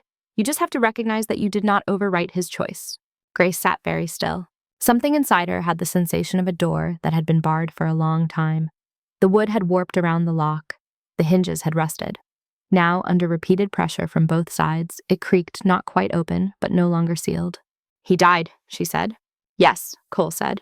They nearly did, she added. Noah, Mills, Reyes. And they did not, Cole said. Because you moved. She looked back down at the paper at her own name. Holloway Grace M. status survived. The line had been corrected recently. A note in the margin marked the change from presumed KIA to present. Fresh ink over old assumption. She noticed another annotation, a small star next to her name. What is that? She asked. Cole followed her gaze. Anchor, he said. The word sat heavy. You used it in the hall, she said. You said people pay attention to their anchors. He nodded. In messy operations, he said, certain individuals become points we tie our understanding to. You pull 6 people out of a collapse, you become one of those. That does not obligate me to be anything now, she said. No, he said. It does not obligate you. It does explain why your reappearance has people above my desk rearranging their expectations. She closed the folder and pushed it back toward him. So that is what this is, she said. Expectations. It is acknowledgement, he said. And yes, expectation. He let that land without dressing it up. You have options, he said. More than you think. Such as, she asked. You can stay exactly where you are, he said. Work your shifts, take care of sprains and crash codes, go home, sleep, repeat. No one is going to drag you back into a uniform by force. He set his hand lightly on the folder. Or, he said, you can let us formally recognize what you clearly still carry. She frowned. Recognize how? She asked. Advisory roles, he said. Training, tactical medicine instruction. You already did half a workshop in that CT suite. She thought of Jamie, eyes wide, as he watched her push the needle into Noah's chest, of Lang the reluctant nod. We have young teams rotating through scenarios based on reports like this one, Cole continued, tapping the folder. They learn from sanitized versions. You could help unsanitize them. Make them real without putting yourself on a plane. The idea settled in the air between them. Not sharp, not soft, heavy.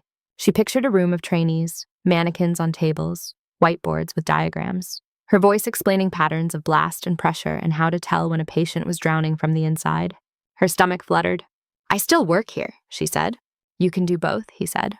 Or neither. I am not a recruiter. I am a messenger. You brought me a file and a status I did not ask for, she said. And I'm telling you what some people hope you might be willing to do with them, he replied. He spread his hands slightly. You get to decide, he said. That is more than some people got. That last sentence sat in the room like a stone. She thought of Carter of Russ, of nights in sand and concrete, of Noah in the ICU breathing under soft light, of the hiss of air leaving his chest through a needle. Her fingers flexed on the edge of the table. What if I say no? She asked. Then we adjust our maps, and he said. And you go back to your board and your patients and your life. What if I say yes? She asked. Then we schedule conversations in smaller rooms than this one, he said, with people who have more paperwork than I did. She almost smiled at that picture. Rooms full of binders and acronyms. The part of her that had once spent hours decoding briefings stirred, then settled. He stood picking up the folder. I am not asking you for an answer tonight, he said. You have had enough new information for one shift. She rose as well. You seem very sure I'm not going to simply tear that envelope up, she said. He looked at her pocket where the outline of the paper made a faint shape. You put it away, he said, not in the trash. He opened the door, then paused with his hand on the frame. For what it is worth, he said, the men whose names are black on that page did not talk about you like a mistake. He met her eyes. They talked about you like a reason they were still breathing long enough to write the report, he said. Then he stepped out into the hallway. Grace stood alone in the small room. The hum of the fridge filled the quiet. A vending machine in the corner rattled softly as its compressor kicked on. She reached into her pocket and pulled the envelope out again. The paper inside was warm now, from her body heat. She did not open it this time. She did not need to. The words were already written somewhere behind her eyes. Reactivated. Anchor. She slid the envelope into her bag instead of her pocket, a small, decisive shift. Not on display, not trashed, kept. Then she turned off the break room light and walked back toward the nurse's station, where monitors beeped and call lights blinked and a board full of names waited for whatever part of her was ready to step up to each line. The rest of the night moved in fits and starts.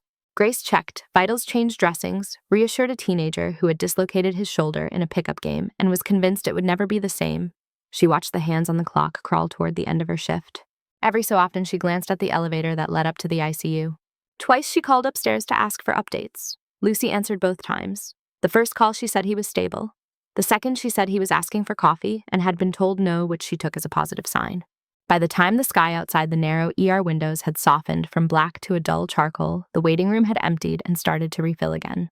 The night crew and the early morning crew overlapped in a familiar tangle. New nurses clocked in rubbing sleep from their eyes. Residents traded patient lists and complaints about how long the night had felt. Grace finished charting on her last assigned case and logged out of the computer. Her body ached in the places it always did at the tail end of a shift. Shoulders, lower back, the space behind her eyes. She was about to head toward the locker room when Marta caught her sleeve. Hold up, Marta said, before you vanish into the land of vending machine breakfast. Grace paused. What now? She asked. Field trip, Marta said. Grace frowned. I have been on enough of those for a lifetime, she said. This one has better lighting, Marta replied, and fewer explosions. She jerked her chin toward the elevators. ICU wants to see us, she said. Plural. Lang asked for trauma staff. Park waved his hands around and said something about teachable moments and interdisciplinary respect. I stopped listening, but there was coffee. The idea of walking back into the ICU as part of a group felt different from slipping in alone, less intimate, more exposed. Do I have a choice? Grace asked. You always have a choice, Marta said. You also have about 10 people upstairs who watched a man try to climb off an operating table when your name was mentioned. They want the visual to go with the legend. Legend, Grace repeated. That is excessive. Tell that to the resident who tried to draw your decompression on a napkin, Marta said. Come on. You look like you could use a chair that is not in a hallway. In the end, it was easier to go with the current than to fight it. They stepped into the elevator with 2 residents, a respiratory tech, and one of the security officers from earlier, the one who had sprinted into Trauma 2 with a granola bar in his hand. His name tag read Darius. He avoided Grace's eyes until the doors closed, then glanced up. You were right, he said. About what? She asked. About letting go of his arm, Darius said. He did not swing at me after that. There was relief in his voice and a hint of pride. Thank you for not tasing my patient, she said. He huffed a short laugh. Not on my list of top 5 things to do, he answered. The doors opened to the 3rd floor. The ICU hallway was busier now than it had been in the quiet middle of the night. Day shift nurses had arrived. Voices moved in low waves. The city beyond the windows had brightened by a shade.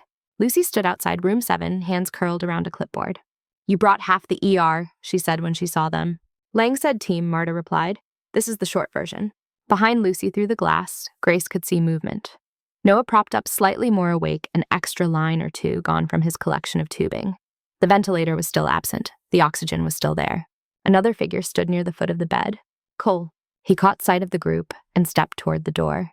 His cardigan had been traded back for a jacket. His expression was composed, but there was a watchfulness in it that did not quite match a casual visit. He opened the door wider. Come in, he said. They filed in, filling the available floor space. Nurses, residents, Darius with his hands tucked carefully at his sides.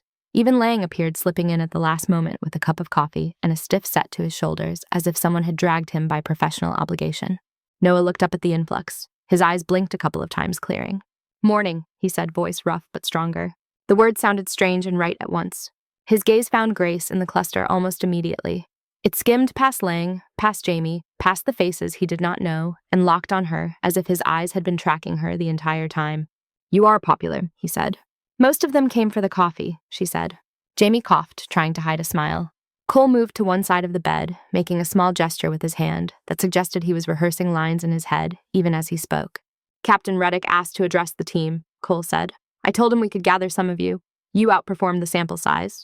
Lang took a sip of his coffee, eyeing Cole over the rim. This is irregular, Lang said. Most worthwhile things are, Cole replied. He stepped back, ceding the attention to Noah. Noah shifted slightly, grimacing as his shoulder reminded him of its existence. He adjusted, finding a position that did not pull on the sutures. He looked tired, pale around the edges, but there was a focused steadiness in his gaze that carried into his voice. I am not great at speeches, he said. That is all right, Marta said. We are great at pretending to listen. A low ripple of amusement moved through the room. It loosened the tension by a notch. Noah let the corner of his mouth lift. Fair, he said. I will keep it short. He looked at Lang first. You cut me open, he said. You put things back where they were supposed to be. I do not take that for granted. Lang shifted, caught off guard by the direct acknowledgement. It is what I do, Lang said. You did it well, Noah replied. His gaze moved to Jamie. You, he said.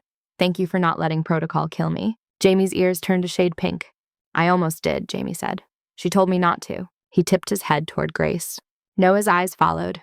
Which brings me to the main point, he said. The hum of machines and the soft shuffle of shoes seemed to fall further away. When I woke up downstairs, Noah said I was not here. He did not elaborate. He did not have to. Enough people in the room had seen patients fight invisible battles. I was halfway back in a place that did not have clean floors or bright lights, he continued. I did not know any of your faces. I did not care about your names. He took a breath. Then someone said 6 words that should not mean anything to anyone in this building, he said. Except me. He looked at Grace. Raven 3 echo fall, he said aloud. The sound seemed to vibrate against the glass. No one in this room is supposed to know that phrase, he went on. No one in this hospital. It is tied to one night, one mess, one set of people. He paused. One medic, he said. Grace felt every eye shift her way, the glance that landed, and then skittered away again, as if staring would break whatever balance held the scene together. I spent 5 years believing that medic died, Noah said. We carved her name on a wall. We saluted her when we met. We raised glasses to her and told stories about how she yelled at us while dragging us away from bad decisions. A ghost of a grin touched his mouth. Turns out, he said, we were toasting the wrong thing. He pushed himself a little more upright. Lucy moved to adjust the pillows without being asked, finding the angle that let him sit without tearing anything. He lifted his left arm. The good one. There were ivy lines attached tape on the back of his hand. He moved slowly, each inch deliberate. Every soldier in the room, former or current, knew what he was about to do before his hand reached his brow. He saluted. It was not regulation perfect. His shoulder protested, his fingers trembled, and the hospital gown took something away from the formality. It did not matter. He held the salute with his eyes on Grace. For the record, he said, voice clear, carrying just enough to reach everyone. This hospital did not save my life tonight. He let the words hang for a beat. Grace Holloway did, he finished. Again, silence pressed in thick and absolute. No one moved. No one whispered. Even the monitor seemed to soften its beep as if it understood that sound would break something important. Grace felt heat crawl up her throat. Not embarrassment. Something older. Her instinct was to step back, to slide behind the others and let the moment pass over her head. She stayed where she was. Her spine straightened without her permission. Her hands unfolded at her sides. Her gaze met his and held. Around them the room seemed to narrow to a long, quiet tunnel. She lifted her hand, not to her brow, not a mirrored salute. She raised it halfway, fingers open, palm angled toward him in a small, precise tilt. An acknowledgement, not of rank, of recognition. Noah dropped his hand, the motion careful. He exhaled. Cole watched the exchange with a stillness that gave away more than any words could have. Marta wiped at the corner of one eye, pretending something had gotten in it. Darius shifted his weight, jaw working as if swallowing back something he did not want to say out loud. Jamie looked at Grace like he was trying to memorize the outline of her face for later to file it next to the image of her with a needle in Noah's chest. Lang cleared his throat. I owe you an apology, he said, the words abrupt, as if they had been sitting behind his teeth waiting for any opening. Grace turned her head toward him. For assuming your experience based on your badge, he said. For nearly overriding you when I should have been listening. The admission cost him. That much was obvious. It also landed with a weight that shifted the room another few degrees. You did not know, she said. I did not ask, he replied. He ran a thumb along the seam of his coffee cup. If you are willing, he went on, I would like you to help us review our trauma protocols. Clearly there are gaps between what we think we know and what you have seen. Marta let out a low whistle. Careful, she said lightly. You might be giving her ideas. Grace felt the attention settle on her again. She thought of Cole's folder and the word anchor, of the envelope in her bag, of Noah's salute. If we do that, she said slowly, we do it together. Every badge, every shift. No more assuming the quiet ones have nothing to add. Jamie nodded immediately. Deal, he said. Lucy raised her hand from the other side of the bed. Agreed, she said. Darius tilted his head in assent. Even Lang, after a heartbeat, gave a small firm nod. The tension that had held the room taut loosened. People breathed again. The murmur of small side comments started up at the edges, gentle and respectful, not the earlier whispers of disbelief. Noah settled back against his pillows, eyes heavier now. That is my cue to pass out, he said. You finally taking my advice? Grace asked. Do not get used to it, he said. She let herself smile just enough for him to see it. Lucy clapped her hands softly. All right, she said. Visiting time over. This is still an ICU, not a theater. There was a low ripple of amusement as people began to file out. Grace lingered a moment longer at the side of the bed. Noah's eyes had already closed, his breathing easing into a regular pattern. She did not touch him this time. She just watched, letting the image fix itself. Then she turned and joined the others in the hallway where the light was a little brighter and the air felt different, as if something unspoken had shifted from burden to shared knowledge. The ICU doors closed behind them with a soft hydraulic sigh. For a moment, the group lingered in the hallway. People shifted, cleared throats, tried to decide whether to crack one more joke or let the quiet stand. A pager went off down the corridor and broke the pause. Duty called everyone back to their own corners of the hospital. Back to the mines, Marta said, stretching her shoulders. Come on, Holloway, before someone realizes we are loitering without a patient. They took the elevator down together. The ride was short and silent, but the silence felt different now. Less like something heavy sitting on their chests, more like collective exhale. The doors opened on the noise of the ER.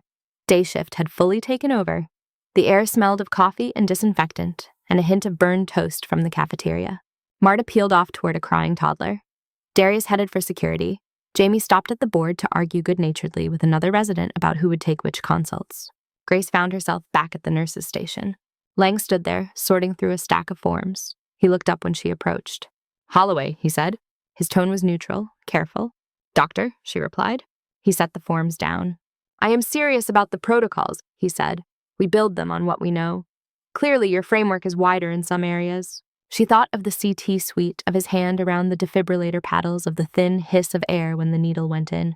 I can bring a few ideas, she said. You can bring more than that, he answered. He reached into his pocket and pulled out a folded piece of paper. It was a copied blank of the hospital's trauma checklist. He slid it across the counter to her. "Start here," he said. "Write what you would want to see on this if you were the one coming through the doors with half a building still in your lungs." His eyes held hers. "I will listen," he added, "even if I do not like all of it." That she knew was no small promise from him. She nodded. "I will think about it," she said. He grunted in acknowledgement and stepped away, already halfway into his next case. Grace unfolded the checklist. Shazam. The boxes and headings sat in neat rows: airway, breathing, circulation, disability, exposure. She saw the places where another line could go: blast pattern indicators, rapid assessment of tension signs, behavioral cues for combat flashbacks. She folded the paper again and tucked it into her pocket next to the ghost of the envelope. Her shift technically ended 20 minutes later. Marta shooed her off the floor with a firm wave. "Go home," Marta said. "Before someone remembers you can start IVs in your sleep." "I cannot," Grace said. "You could," Marta answered. "Do not tempt fate." Grace washed her hands one last time, the water warm, the splash familiar. She changed in the locker room, trading scrubs for jeans and a soft, worn sweatshirt. Her badge went into her bag. The envelope rustled faintly when it shifted. Outside, the air felt cooler than it had during the storm. The sky had lightened to a pale gray washed with thin clouds. The parking lot glistened in spots where puddles still clung to low spots in the asphalt. She crossed to her car keys in hand. The vehicle smelled faintly of old coffee and the pine tree air freshener that had been hanging from the mirror long enough to look ironic. The drive home was short.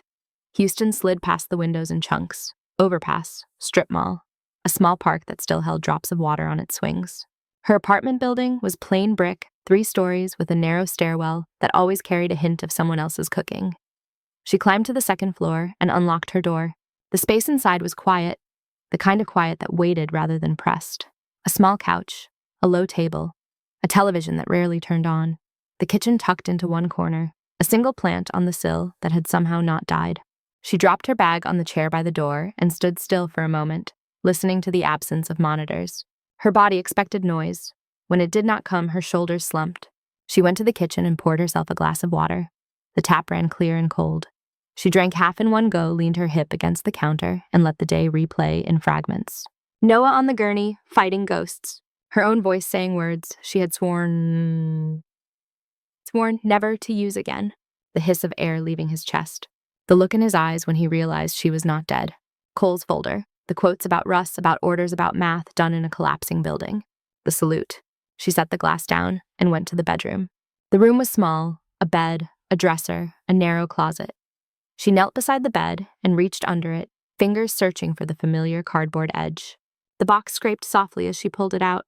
It was not large. The lid had been taped and then retaped over the years. She had written nothing on the outside. It did not need a label.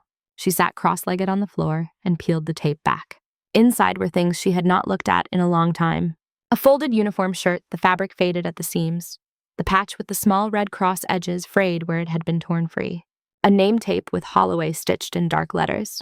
A worn black bracelet, simple elastic threaded through a small metal tag. There were initials on the tag. CR-RH. She ran her thumb over each one. Carter, Russ. She lifted the tag. It was cool against her skin, solid. Beneath that, a stack of photographs. Grainy shots of faces in bad lighting. Dust and laughter caught on film. A helmet perched at an angle that had once made her roll her eyes. An arm thrown over a shoulder. Men and women with tired eyes and crooked smiles. She let herself look at each one. There they were, younger. Alive. In the bottom corner of one, she spotted herself, half-turned, mouth open as if mid-command, a roll of bandage in her hand. The medic caught in the act of telling someone what to do. She had packed these things away in a hurry, once as if sealing them into a box would keep the years from reaching her. Now sitting on the bedroom floor with a city humming outside and a hospital still ticking over a few miles away, the distance felt different. She reached into her bag and took out the envelope. The paper was creased now where she had folded it. She did not open it. She did not need to read the words again. She placed it in the box on top of the photographs, but under the bracelet, sliding it into a space that had been empty until today. The old and the new sat together without protest. She rested her hands on the edge of the box for a moment, fingers spanning the cardboard. Her palms felt warm from the connection. The medic and the nurse, the ghost and the woman who walked fluorescent floors, they had always been the same person. She had just spent a long time pretending they were not. She closed the box lid gently without tape this time. When she pushed it back under the bed, it went easily as if it knew it might come out again. Back in the living room, she sank onto the couch. Her phone buzzed on the table. A new message. Unknown number, but the area code was familiar.